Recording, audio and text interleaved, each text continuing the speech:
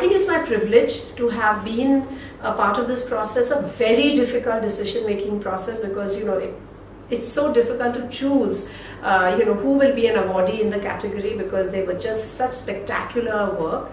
And I really appreciate the process. It was very robust. The kinds of nominations that came in every category were brilliant. So as a jury, it was a very tough job, but I think it was also very, very satisfying to be a part of this process.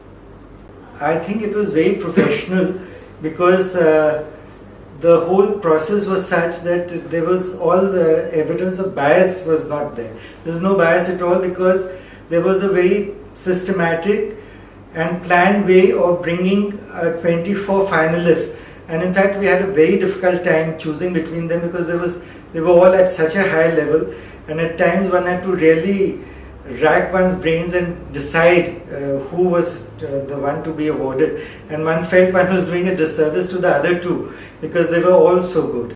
I think the process was extremely well structured. It was also extremely indicative of all the hard work and the preparation that has gone behind the process.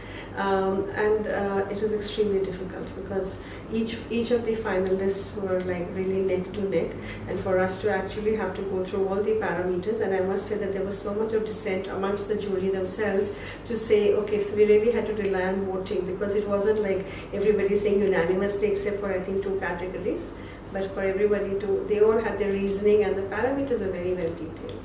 I must say that the jury took a very enlightened, considered and very broad view of the work done by several individuals, and the decisions that we arrived at, I think, were very fair, very considered that way, and we felt that the right kind of people were being recognized through these awards.